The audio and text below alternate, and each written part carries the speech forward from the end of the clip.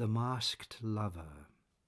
Let me come to you in clandestine disguise, like some Greek god did hide in clouds to gain some access to some nymph for the avoidance of unnecessary scandals, checking people's talk and prejudicial rumors, sanctifying life, consigning it to safety, to let no one in on it except the lover and his love. So will I drape myself in cloaked invisibility, to visit you in hours without witnesses, and get away with it, but leave you with our love contained, forever as a gift of unsurveyable longevity, and with a summary for life, enriching it forever, but for us alone, since no one else knows that we love each other. Let it be a secret for eternity, for our souls to mask them, and to make them recognizable more markedly, so that we always can continue our love in glorious independence of all things that do not matter, in true love such as mortality and incarnations, time and lifetimes, body's age and any circumstances, in glorious independence of all things that do not matter in true love, such as mortality and incarnations, time and lifetimes, body's age, and any circumstances. Orpheus went to his mother, the muse Calliope, complaining. Orpheus' complaint.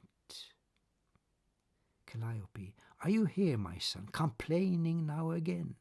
Orpheus, but what else can I do, my mother, this world being as it is? Calliope, you must have patience with the mortals. Orpheus, it is not impatience that I suffer from. Your service, mother, is a tribulation, since I am alone in my outstanding musicality, and therefore mostly sing to deafness and to ignorance of what I sing. This dull mortality is killing me by their indifference, which refuses me all feedback and but answers me by shallowness, vulgarity, and unawareness of the worths of truth and beauty. As immortal in my talent, I was even not allowed a wife. They promised me her if I would perform and sing to all the dead ones, and I did so, but the dead kept her away from me nevertheless, and I was not allowed to even see her. Why, then, sing at all, if only for the dead, the deaf and ignorant, who cannot even keep their promises? Calliope, my son, life is unfair, I must admit, but you must have more patience and continue working. That is your responsibility to art, to beauty, and to truth, and all humanity. Orpheus, then let me die a martyr to the coarseness of the ignorant vulgarity of mankind for their deafness to my worth and beauty as musician kills my music anyway. Calliope, my son, I'll see what I can do, but don't expect too much. Orpheus, I only want a settlement, because humanity has broken and refused me any kind of contract. Calliope, Orpheus, my dear, it grieves me so to see you suffer. Would you then insist on crucifixion just to have it done with? Orpheus, mother, mankind doesn't want me, and they never asked for me. What can I do then but submit a most resounding protest and efficient demonstration that will never be forgot in history, against the inhumanity, intolerance, and dullness of this mortal ignorance of man that forces me out of my job? Calliope, you are impatient. Orpheus, art and truth and beauty and the soul must breathe, or they will suffocate and stifle in impatience. Calliope, I have heard your prayer. Your complaint against the gods is hereby filed, but you must wait for their decision. Orpheus, for the gods to act, you have to wait forever.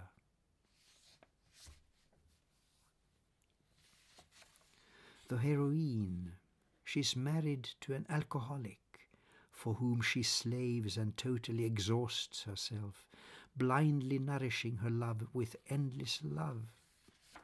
As a drunkard he is professional, drinking much and all the time, with oceans in his eyes, was clever once and able as an artist, doing nothing, good no more, and being good for nothing.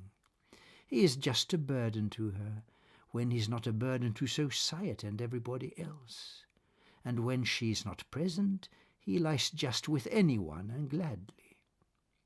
He's unpredictable, is able to attack a stranger any time, sees often 12 blue elephants behind him and dares never be alone. He has 4 children from as many broken marriages, while she has only 1 from but 1 broken marriage. When from time to time he gets too difficult, she takes some shots, sometimes a number of times a day. She simply cannot bear it anymore sometimes, and she is epileptic. But what a heroine for inspiration and divine endowment! She will never bust and never cease her splendid humours, only joy of life and warmest generosity she beams around, and in her daily suffering she is more beautiful than no one else.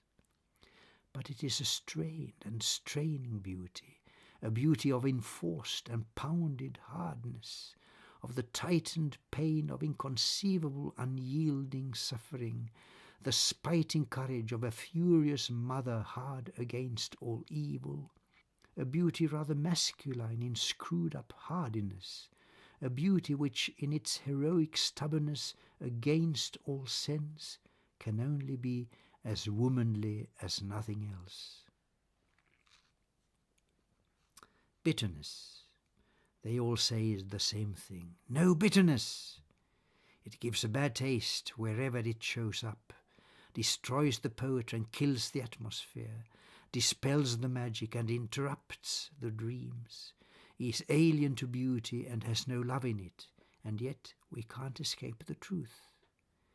It's there stealthily lurking in the dark to wait for us, assaulting us in vicious ambush, to throw us in depression with all doors thrown open, to the cellars with the skeletons, and we just have to look through it, to name the skeletons and voice the accusations. And we can't just keep it to ourselves, but have to share it and give vent to anger, fury, grief, despair and pessimism until the fit is over and you can see sunshine beaming forth again that marks the positiveness in its proper light, and suddenly all bitterness has passed and is forgotten, like a parenthesis of no consequence, but still it's there, awaiting in the dark for opportunities that ever will recur, like darkness every night, with most unwelcome nightmares. Romantic love, a curious phenomenon with a million definitions, and none of them correct. It's easier to say what's not romantic when it comes to love. For instance, sex is hardly a romantic point at all, while suicide always is when it connects to love. But most romantic of all love ingredients is the fundamental one, the simplest and the basic one, quite ordinary friendship that can be expanded and enlarged, constructed on forever and continuously built on and developed, spiting time and lifetimes and so on, a precious jewel to be shared and commonly enjoyed, a constantly enduring budding happiness, a spiritual glory and a lasting comfort, and, above all, faith, trustworthiness and freedom, ultimately ending up in what we all so desperately need and long for, which is definite true love that never ceases to be thoroughly romantic.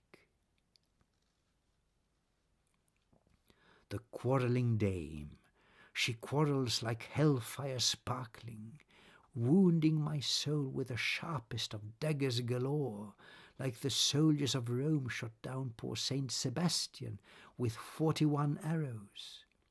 She beats me with her entire being in smothering violence, destroying my spirit and knocking my head off, turning my eyes out so that I no longer can see her, benumbing my ears with her totally outstanding ire. There is hardly anything left of me as I retire, on staggering feet, not to see her again, but still unhurt I smile, for I know that she scolded me only for love. Some love declaration. I love you. What on earth does that mean?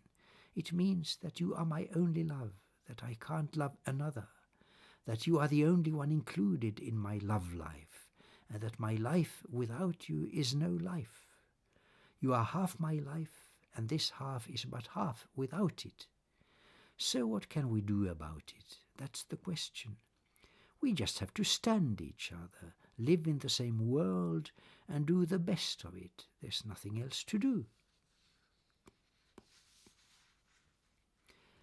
At your spiritual service, your blindness is much more than ordinary eyesight, since by your clairvoyance you can see what others cannot see, and thus sees only what is best in man, since you bring forth his soul and sees it only, disregarding all the morbid outside shallowness stuck in the flesh and in the problems of futility that, fixed in egoism, is bent on vulgar opportunity, which you can't see, and thus fall prey to selfish folly of the coarse ambition of short-sightedness, while few like you mind only the importance of the soul, and sees it through in all its beauty of imperishableness, thus bringing forth the best part of your neighbour to some dangerous degree of spiritual hubris and intoxication, which they cannot handle, since they are not used to it, and need some discipline to learn how to control it, and thus they turn into your abusers of ingratitude. To our good fortune there are some exceptions, and I must regard it as my privilege in that capacity, as number one, to humbly serve you as a friend and colleague in whatever needs you ever might encounter. In whatever needs you ever might encounter. Entangled.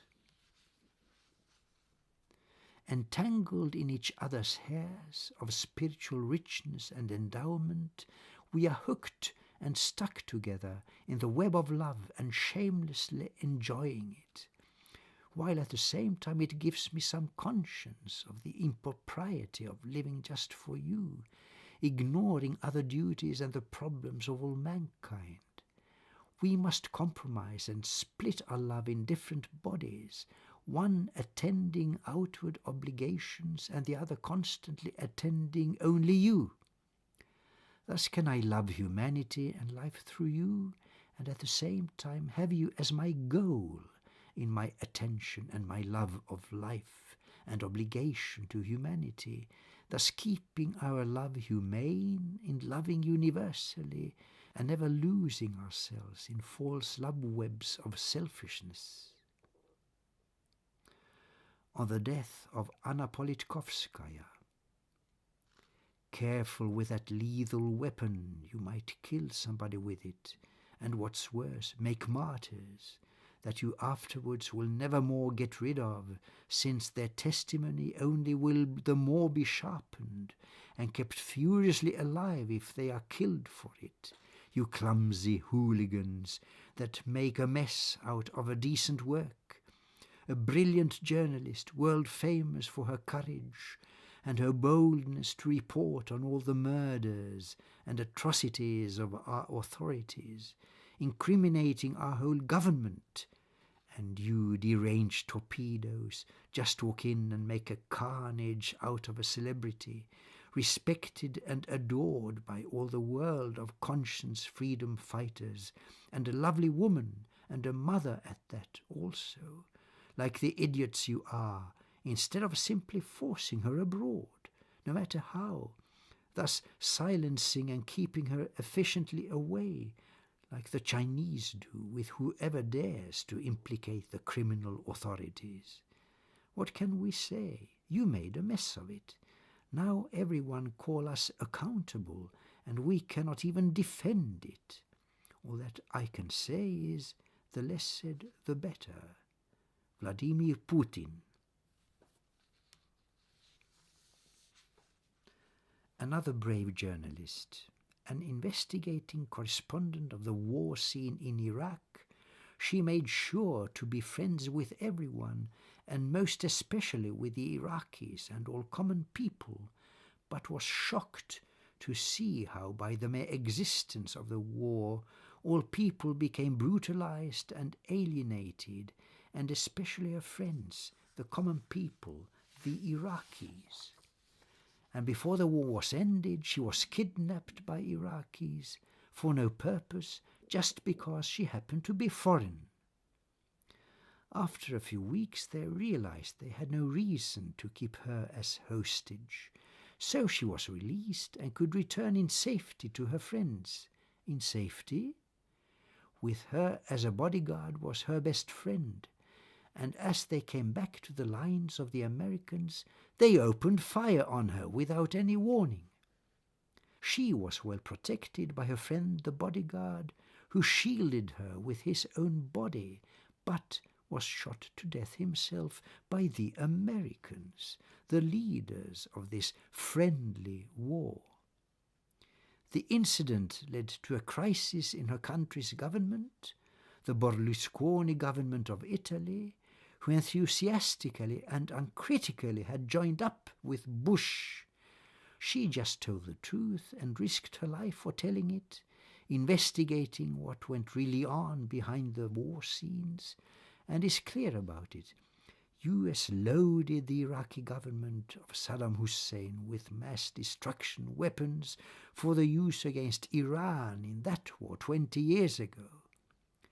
When Bush embarked on this war in Iraq some years ago, it was with the excuse that Saddam Hussein still had all those mass destruction weapons and was dangerous, which proved a fable since he did not have them anymore. So America gave fuel to that oven that got burning hot in Baghdad with Saddam Hussein, and then sat down on it, and that is why the US arse is burning in Iraq. Her name is Juliana Zgrena. She is still alive and continues risking her own life to build the bulwark of democracy by sticking to the truth and making it well heard and documented. Hold me responsible. Hold me accountable for all your inconveniences. I feel responsible since I invited you to this absurdly alien country.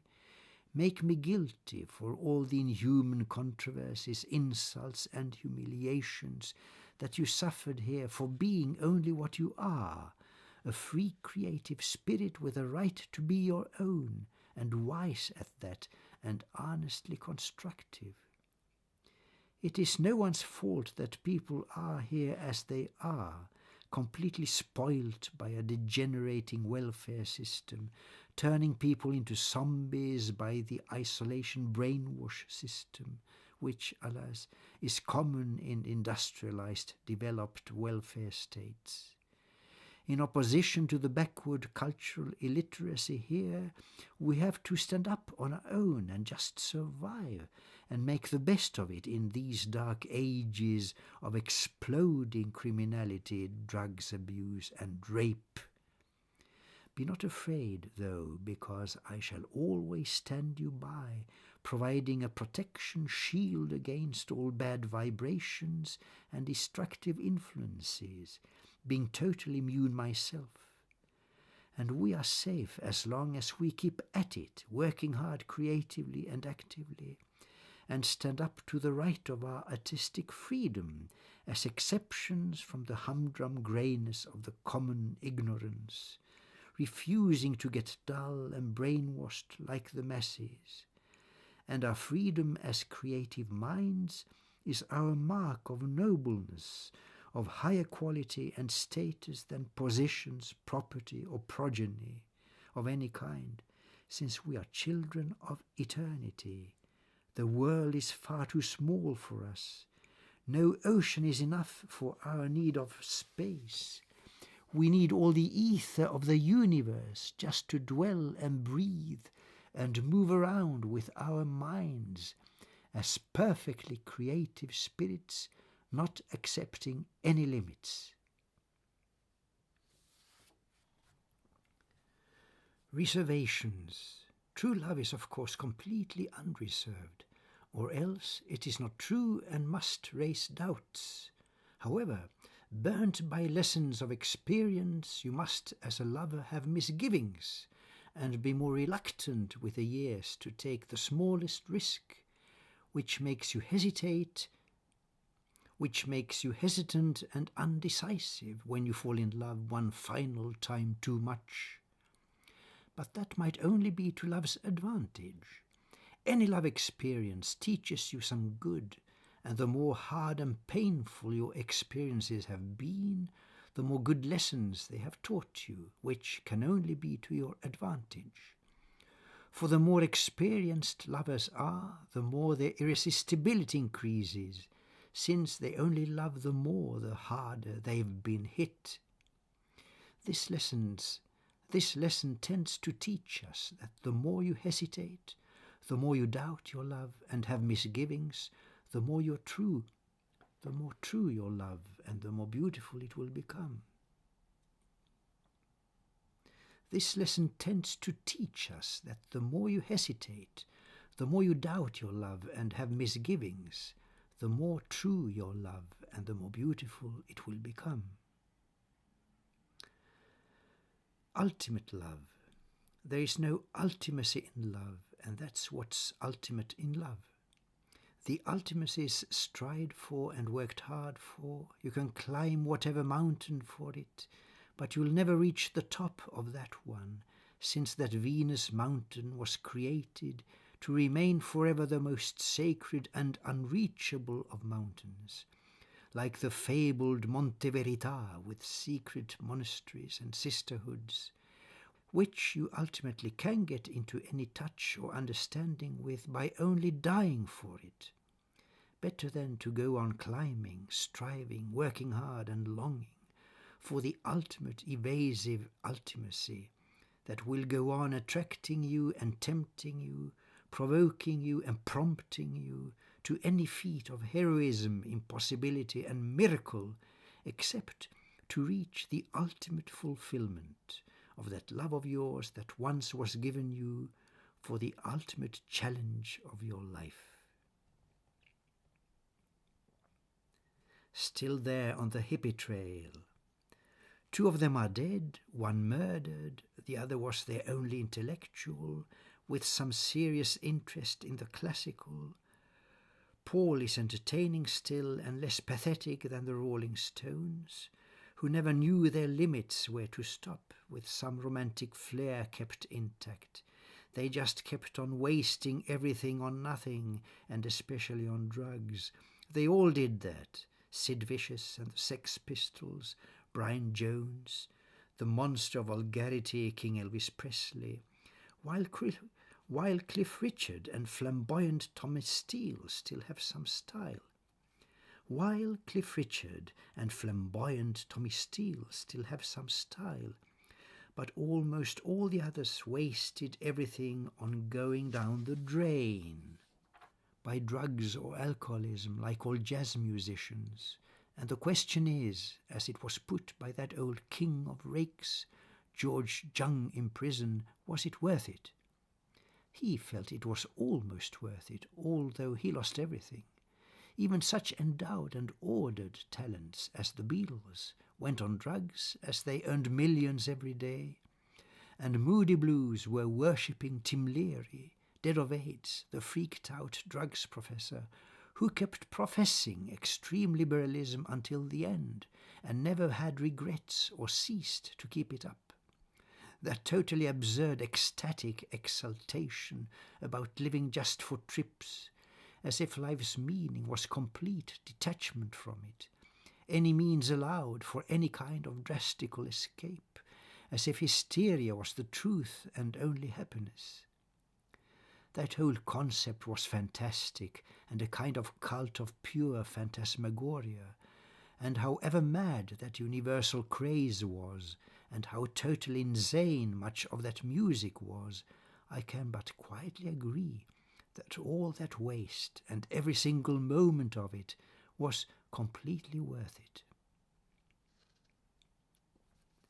In the sky, my love is freer than the blue sky and a darker menace than the midnight sky, but is as true as any sky that constantly remains up there and shows as much fidelity as any weather, changing constantly but being always there, to dream of and extol like any ideal ecstasy, to worship and remain in service of with gratitude forever, if it only would be possible.